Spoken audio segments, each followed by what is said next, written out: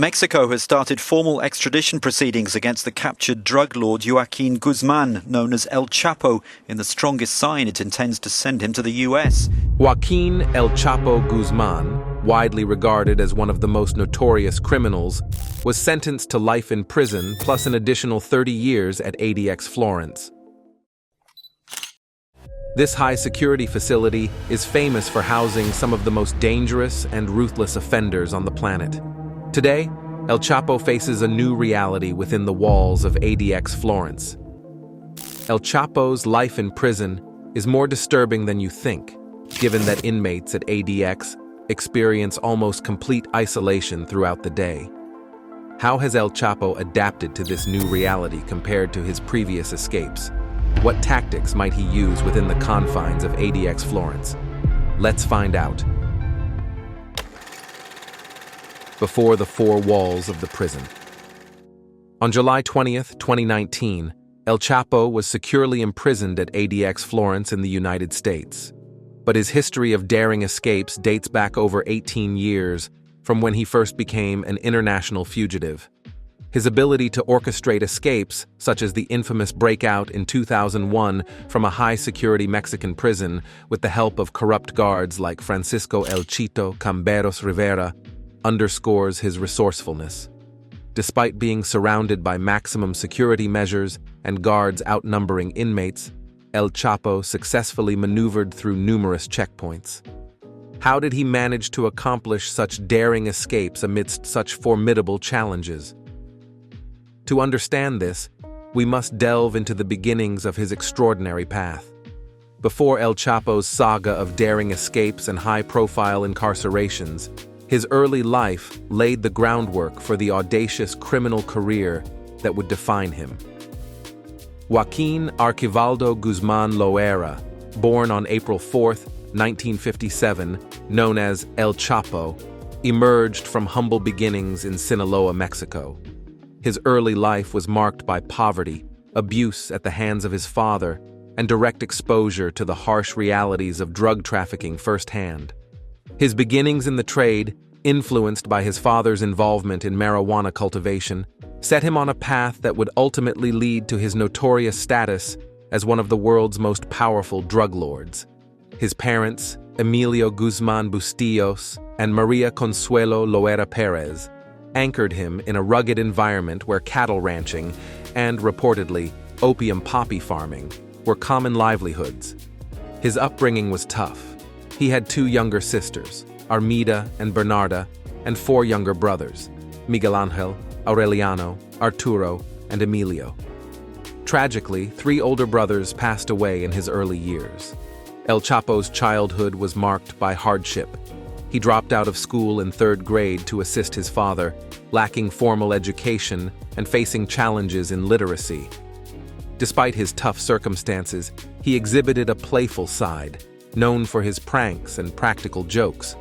However, he also endured physical abuse from his father, prompting him to seek refuge at his maternal grandmother's home. It was during this time that his stature earned him the moniker El Chapo, meaning shorty in Mexican slang. Education was scarce in his remote hometown, with teachers traveling sporadically. This forced El Chapo to mature early, engaging in the local practice of cultivating opium poppy for income. His entrepreneurial spirit surfaced at a young age when he began growing marijuana independently at just 15 alongside his cousins. This venture helped support his family, as his father's financial irresponsibility often left them struggling.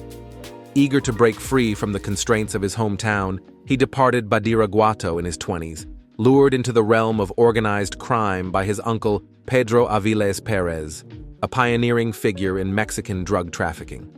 By the late 1970s, he had joined forces with Hector Luis Palma Salazar, a burgeoning drug lord, and together they began plotting routes to transport drugs from Sinaloa into the United States. El Chapo's strategic acumen and organizational skills soon caught the attention of Miguel Angel Felix Gallardo, a prominent figure in the Mexican drug trade.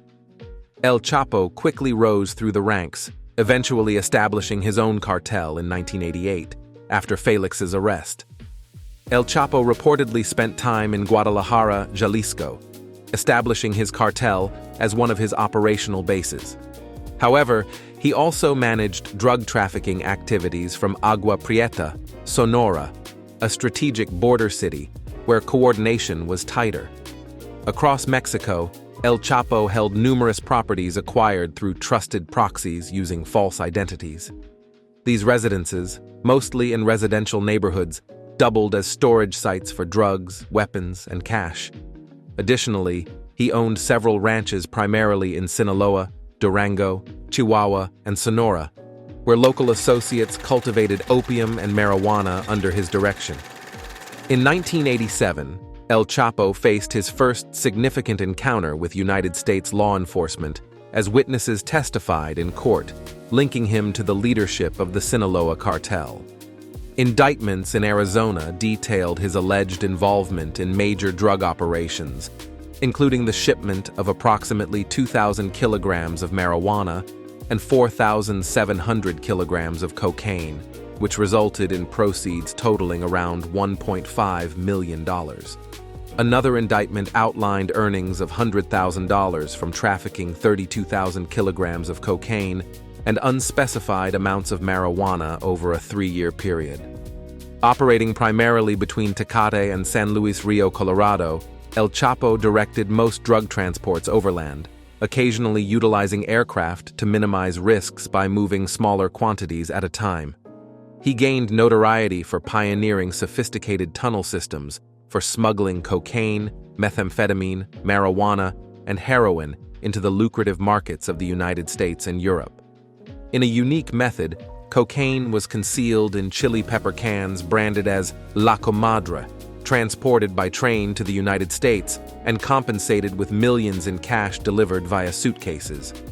Corruption within Mexican customs ensured these deliveries avoided inspection, with a substantial portion allocated to bribes for government officials within the Attorney General's office. The Tijuana cartel clash. When Felix Gallardo was arrested, it marked a turning point in the drug trade. The Tijuana corridor fell into the hands of the Arellano Felix brothers, Jesus Labra Aviles and Javier Caro Payan, a cousin of Rafael Caro Quintero. However, fearing a coup, Payan fled to Canada and was later apprehended. This move enraged El Chapo and the Sinaloa cartel leaders, who felt betrayed by the Arellano Felix clan. In 1989, the Arellano Felix brothers orchestrated a sinister plot to infiltrate Hector Palma's family. They sent Enrique Rafael Clavel Moreno, a Venezuelan drug trafficker, to seduce Palma's wife, Guadalupe Leja Serrano, and convince her to withdraw $7 million from one of Palma's bank accounts in San Diego. Clavel's brutal actions culminated in the beheading of Guadalupe, whose head was sent to Palma in a box, a gruesome first in Mexico's drug trade.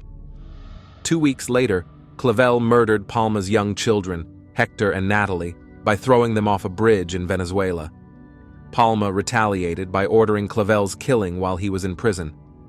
The violence escalated in 1991 when Ramon killed another Sinaloa cartel associate, Rigoberto Campos Salcido, further straining relations with El Chapo. In early 1992, a Tijuana cartel-affiliated gang, Calle 30, kidnapped and tortured 6 of Hector's men in Tijuana, eventually killing them and dumping their bodies on the outskirts of the city. Shortly after, a car bomb exploded outside one of El Chapo's properties in Culiacan, serving as a stark warning to the drug lord. In a violent move, El Chapo and Palma launched a counterattack against the Arellano Felix brothers on September 3, 1992, in Iguala, leaving 9 people dead, including lawyers and family members of Felix Gallardo. The attack was believed to be in retaliation for the brutal murders of Palma's family members. Mexico's Attorney General swiftly formed a special unit to investigate the killings. Still, the probe was mysteriously shut down after it was discovered that El Chapo had bribed top police officials with a staggering $10 million. The violence escalated in November 1992 when Arellano Felix's gunmen attempted to assassinate El Chapo in broad daylight on the streets of Guadalajara. Ramon and his henchmen unleashed a hail of bullets from AK-47 rifles, but El Chapo managed to escape unscathed. The close call forced him to flee Guadalajara and live in hiding under a false identity. However, El Chapo and Palma refused to back down. On November 8, 1992, a large contingent of Sinaloa cartel members, disguised as police officers, stormed the Christine discotheque in Puerto Vallarta, seeking revenge. They spotted Ramon, Arellano Felix, and David Baron Corona, and a fierce 8-minute shootout ensued, with over 1,000 rounds fired. 6 people lost their lives, but the Arellano Felix brothers narrowly escaped through an air conditioning duct.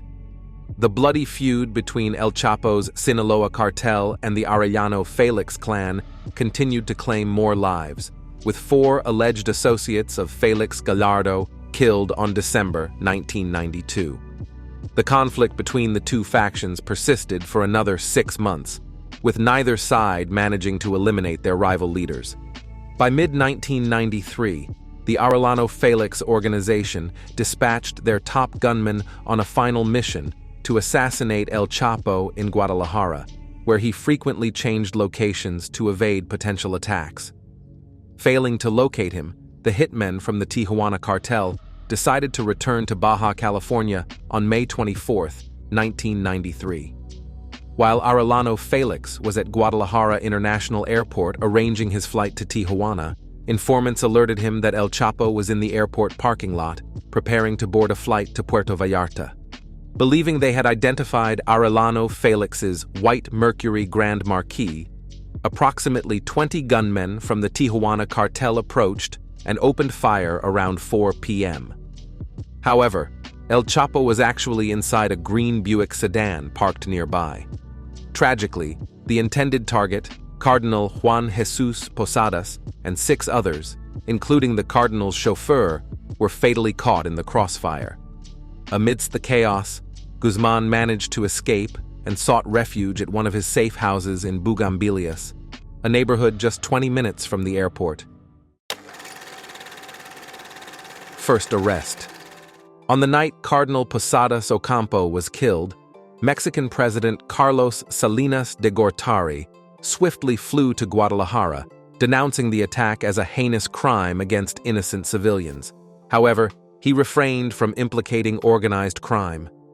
The murder of the high-profile religious figure deeply angered the Mexican public, the Catholic Church, and politicians alike.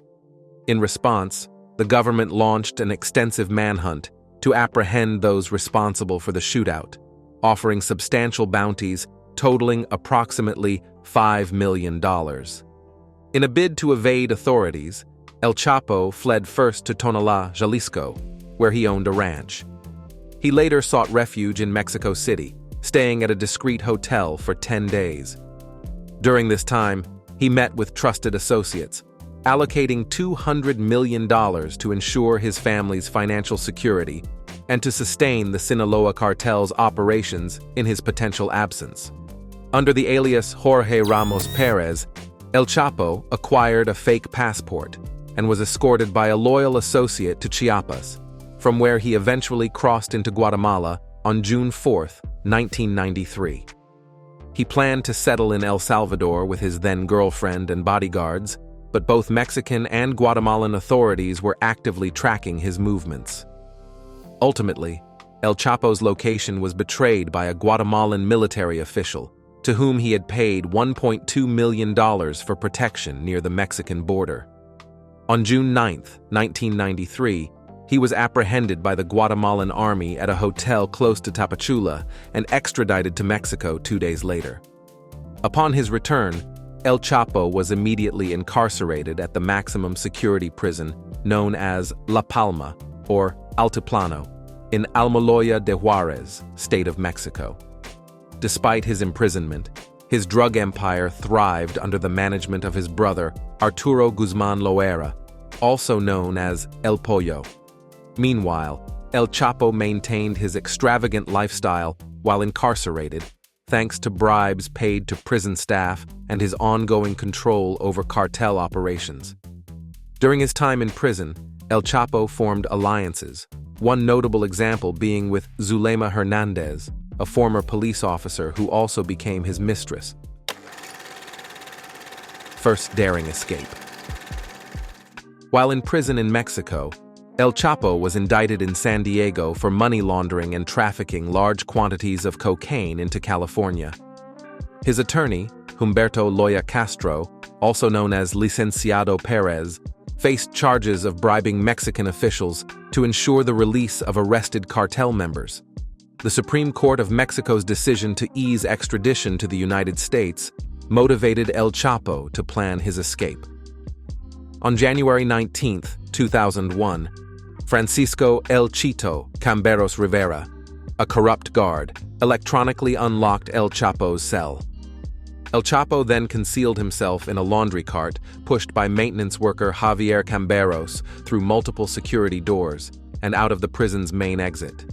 Guards bribed not to inspect the laundry cart were misled into believing it contained gold supposedly extracted from rocks within the prison workshop. He was subsequently driven away in the trunk of a car by Camberos.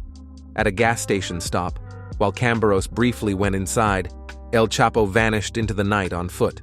Authorities implicated 78 individuals in aiding his escape, with Camberos ultimately imprisoned for his role. El Chapo's escape was meticulously planned, with reports indicating his influence extended throughout the prison hierarchy, even reaching the facility's director. One brave guard who exposed El Chapo's corruption disappeared 7 years later, believed to have been killed on El Chapo's orders. El Chapo reportedly had numerous guards on his payroll, smuggled contraband into the prison, and received preferential treatment. Beyond the prison walls, El Chapo paid off authorities in Jalisco to delay their pursuit, granting him a crucial head start. The elaborate escape operation incurred significant expenses, underscoring El Chapo's resourcefulness and determination to evade justice. El Chapo's first escape from prison marked him as one of the world's most dangerous figures.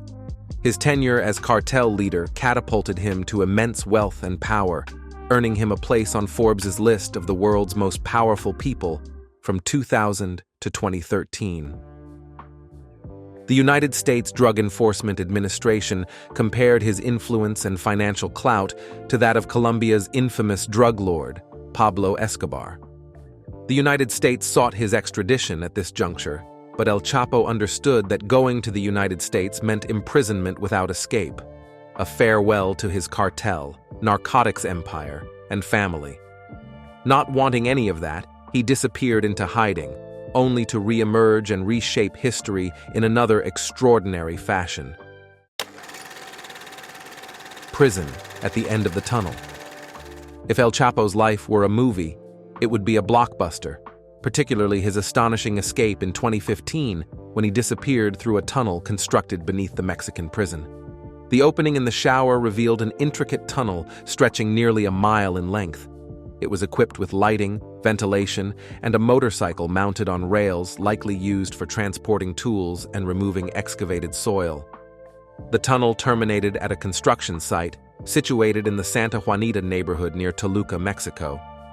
A ladder descended through a hole in the ground, leading directly to the center of this site. In response to El Chapo's escape, Mexican authorities launched an extensive manhunt, which included shutting down an airport and detaining 30 prison staff, including the prison's director, for interrogation. After thorough investigations, they located him at a nearby house where he was cornered. Following a brief exchange of gunfire, El Chapo surrendered, and the Marines apprehended him without further incident. El Chapo's second prison escape was a major embarrassment for the Mexican government, especially because they had already captured him once before when he had managed to avoid justice. His extradition to the United States on January 12, 2017, was a significant victory for law enforcement and a big setback for the Sinaloa cartel. Upon landing in New York, El Chapo faced the serious demeanor of DEA agents and the harsh reality of his new surroundings. The extradition process had been a long and complicated one, with Mexico initially resisting United States efforts to bring El Chapo to justice. However, after his recapture in January 2016, the Mexican government finally relented, and El Chapo was flown to the United States to face trial. The trial was a media sensation, with prosecutors presenting a wealth of evidence against El Chapo. The prosecution's case included testimony from former assassins and evidence of El Chapo's involvement in multiple murders. On February 12, 2019, the verdict was delivered and El Chapo was found guilty on all 10 counts, including engaging in a continuing criminal enterprise, conspiracy to launder narcotics proceeds, and use of firearms. On July 17, 2019, El Chapo was sentenced to life in ADX Florence plus 30 years, without the possibility of parole. Judge Brian Cogan delivered the sentence in a Brooklyn federal court, bringing a decisive close to the epic tale of El Chapo's criminal reign and consigning him to spend the rest of his days in the most secure prison in the United States.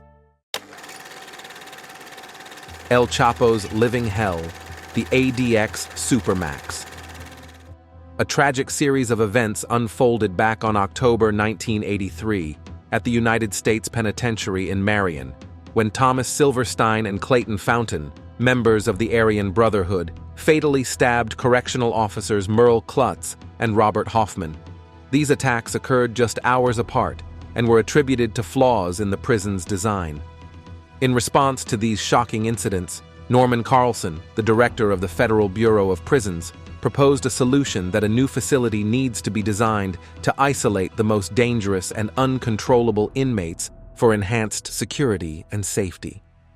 Under Carlson's leadership, the prison was then placed under permanent lockdown for 23 years, establishing a proceeding that led to the construction of ADX Florence as a control unit prison. Carlson believed that such measures were necessary to contain inmates who exhibited a complete disregard for human life and often resorted to extreme violence even within the confines of a prison. Now, let's shift our focus to the harsh living conditions at ADX Florence and their impact on El Chapo. The architecture of the building itself is all about control. They have intentionally designed it so inmates can't even see the sky. And those wires you see? They are to prevent helicopters from landing. Inmates here have limited contact beyond guards and staff, so when they're taken out of their cells, they're in full restraints. Leg irons, handcuffs, stomach chains, all escorted by guards. For recreation, they get an hour in an outdoor cage that's just slightly larger than their cells, and even there, they only manage to see the sky. Unlike other prison facilities, the ADX Florence features a unique cell design with windows measuring only 4 inches by 4 feet. These windows are specifically designed to prevent inmates from knowing their precise location within the prison complex. This design makes it incredibly difficult for high-profile inmates such as El Chapo to escape, because neither the inmates themselves nor anyone outside the prison knows exactly where they are located within the facility. ADX Florence accommodates inmates across 6 distinct security tiers. Among these is the General Population Unit, beneath which lies a cell block known as H. It is within this unit that El Chapo is housed. His cell sees continuous parole, and according to his legal team, he struggles to get any sleep. His wife was prompted to publicly appeal, stating that they were only asking the government to take care of him and respect his basic rights. She emphasized that they were not seeking anything more, but simply wanted them to allow him to rest.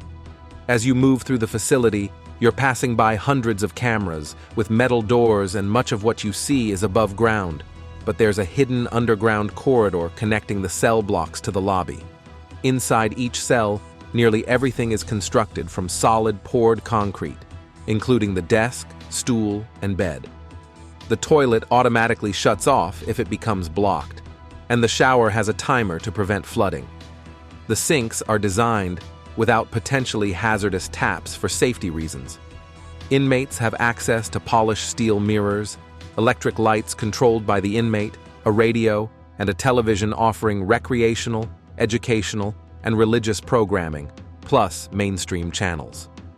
El Chapo's cell is furnished with a TV, but his access to programming is closely monitored and restricted to recreational and educational content only, reinforcing the tightly controlled environment aimed at preventing external influences or disturbances. Additionally, he has been provided with books and magazines to read, further highlighting the efforts to maintain a controlled and calm atmosphere.